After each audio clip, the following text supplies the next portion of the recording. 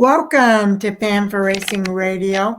I'm Fan for Racing Sharon, and joining me today is Jay Huseman, and we are here for our Phoenix preview for the ARCA West Series, another series ending their season at Phoenix Raceway, Jay. Yeah, it's kind of an honor for the ARCA West Series. The main series and the East already wrapped up. Not only is the West Series the last one, but to get to close out in the West at Phoenix Raceway, along with the NASCAR's top three. A great honor. I don't know how that'll change up in the following years now as that championship track changes, going to Homestead, Miami next year. But one more year where they close out with the big boys. All right, they're going to be racing that Desert Diamond Casino West Valley 100 at Phoenix Raceway on Saturday, November the 1st.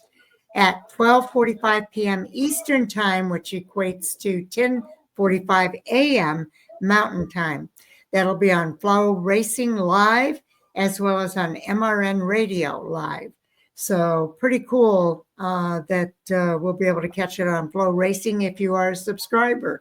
And we've seen this developing over the last couple of races, but Trevor Huddleston in that number 50 High Point Racing Race Car Factory now leads the ARCA Series West standings into this final round of the 2025 season. So Saturday's Desert Diamond Casino West 100 at Phoenix Raceway. Huddleston will lead runner-up Kyle Keller, who's in the number 71's Jan's Towing, Jan's Racing Ford, by 35 points. He will clinch the championship when he receives the 50-point bonus for competing in both races in the final segment of the season, once he practices on Friday. Now, Huddleston took the points lead when he won the season opener at Kevin Harvick's Kern Raceway and did not relinquish it for the rest of the season. So he's been pretty much at the lead all season long. I knew it was a close battle. I didn't realize he had led it all year long, though. That's pretty amazing. Keller has a 15-point lead over his teammate, Robbie Kennealy. He's in the number 1 Jan's Towing, Jan's Racing Ford, in that battle for second position in the standings. In turn, Kennealy has a 9-point lead over Eric Johnson Jr., who's in the number 5 Sherwin-Williams Toyota. And I talked to Eric about that this weekend. He knows he's got tough competition, but he's hoping that he can close that gap and maybe gain another position or so. So we'll see what happens. All of those drivers are good drivers. Clovis, California native Jade Abadizian in the number 13 Central Coast Cabinets Toyota replaces the Tucson winner, Tanner Reif, in the potent Central Coast Racing Ride for the season finale. Abadizian made her name in dirt track open wheel racing. She is the 2023 Extreme Outlaws Series Midget Champion before she transitioned to pavement and stock cars. Abadizian finished 12th in her ARCA West debut, and at that point, she was driving for Venturini Motorsports at the Bull Ring in Las Vegas Motor Speedway. Yeah, that's an interesting change. I think that's maybe something we'll see come into play for next year. Now, former ARCA Series West Series champion Derek Kraus is in the number 09 Shockwave Marine Suspension Seating Toyota. He'll make his first series start since 2022, when he finished 9th in the season opener at Phoenix Raceway. Kraus has 10 career series victories and was the 2019 series champion. He will compete as a teammate to David Smith, who's in the number 05 Shockwave Marine Suspension Seating Toyota. And Brent Cruz in the number 18 Mobile One Toyota, who won in March, will be looking to sweep the season at Phoenix Raceway. Cruz is doing double duty this week. He has victories across the ARCA Series platform in 2025, including 4 in the ARCA Series, 3 in the ARCA Series East, and 1 in the ARCA Series West. That's pretty impressive in and of itself. Now, ASA Stars National Tour leading rookie Carson Brown, he'll be in the number 28 J-Star Capital Investments Unified MI Industrial Chevrolet.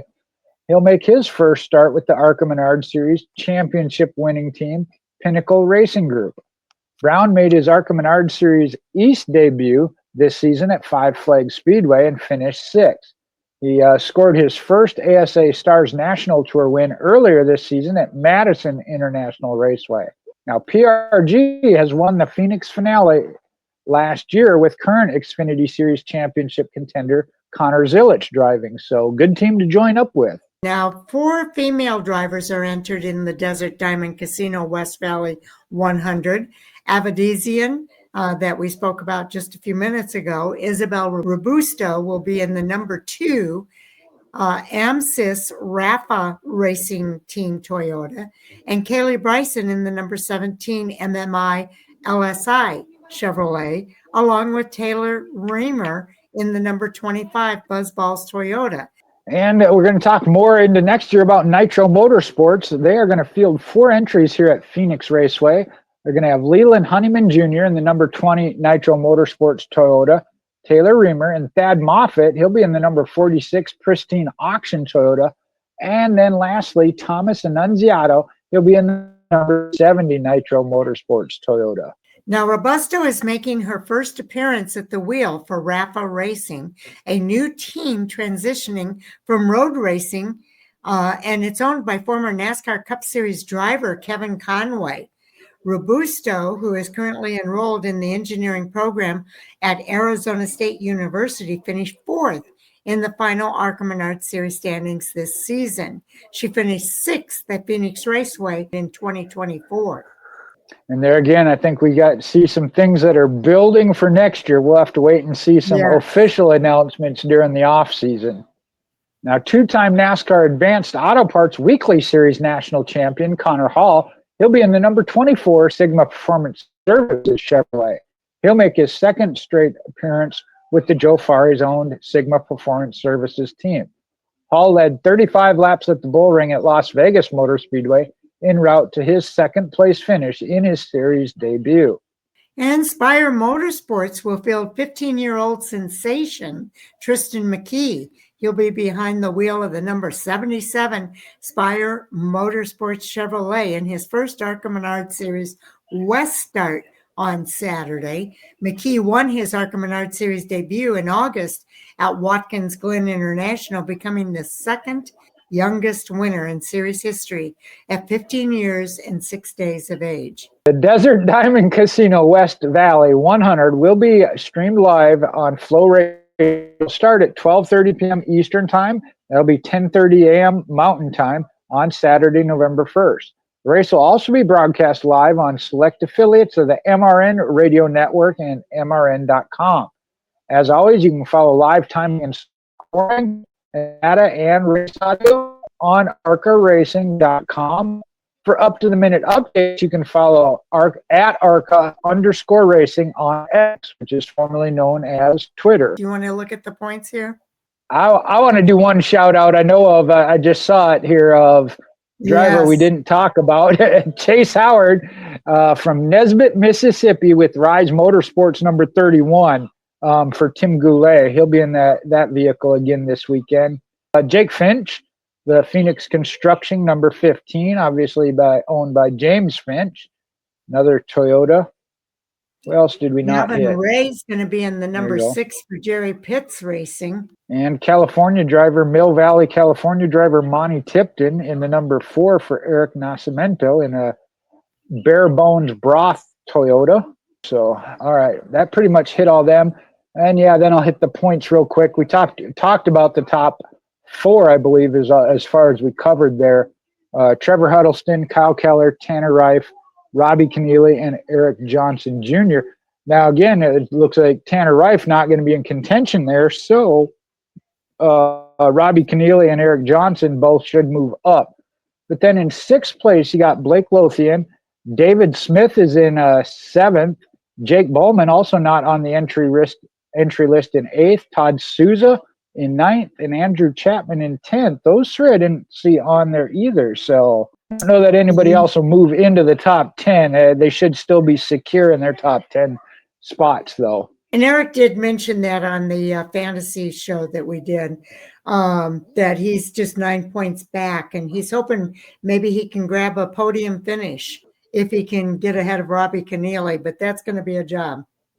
Yeah, well, just that battle, but Right, they should move ahead of Tanner Reif, so that would be for, like you said, a podium of third. I don't know that they can catch Kennealy's at 5:16, Kyle Keller at 5:31, and again, that competition so tight as it's been all year long.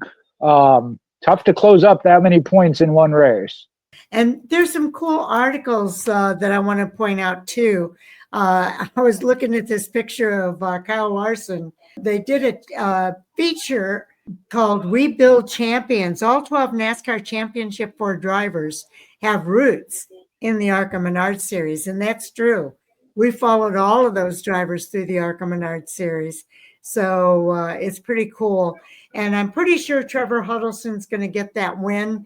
And if you haven't listened to our interview with Trevor Huddleston, I would really encourage you to go back and listen to it.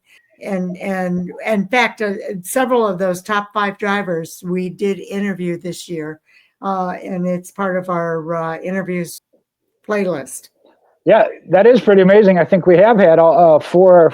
Let's see, Tanner Reif, the only one I guess that we didn't have on. So 4 out of the top 5 that we have talked to this year. That's pretty cool.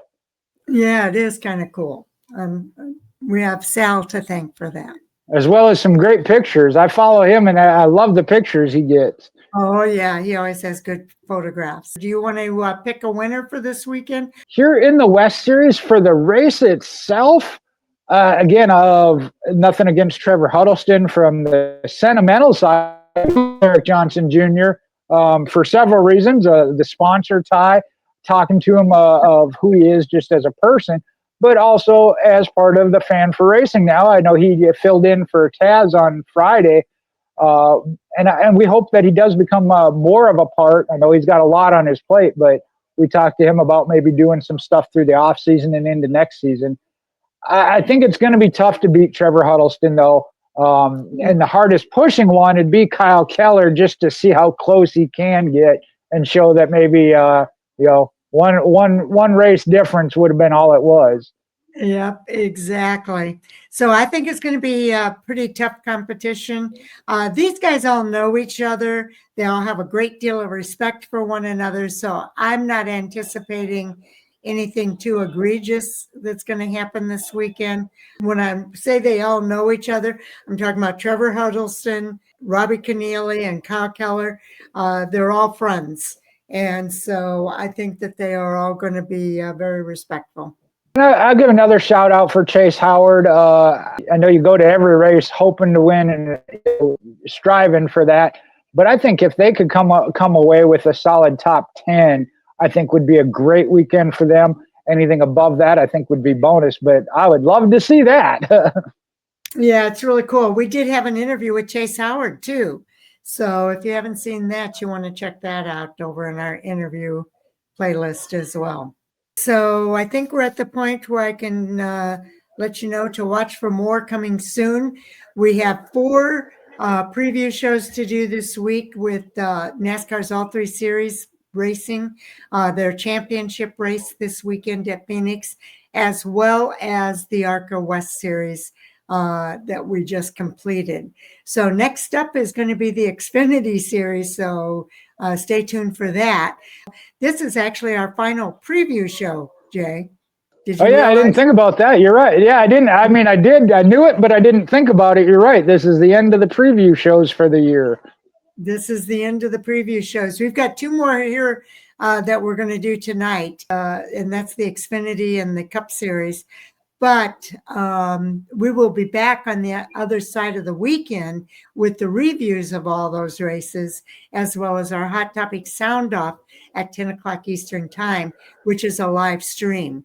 And I did want to mention as well that Taz and I should be back on Friday with the Fantasy Report. We won't be able to get Eric this time if Taz can't do it, because Eric's going to be out in Phoenix. Yeah, he's going to be a little bit busy. I will say he did give us a little bit of a preview, though, on the Fantasy Report last week. If you want to get his preview of what to expect at Phoenix, I would highly recommend that everybody take a listen to that. And of course, we want to say thank you to everybody for tuning in. We appreciate each and every one of you. And we hope you'll follow us into the next video. We'll talk to you there.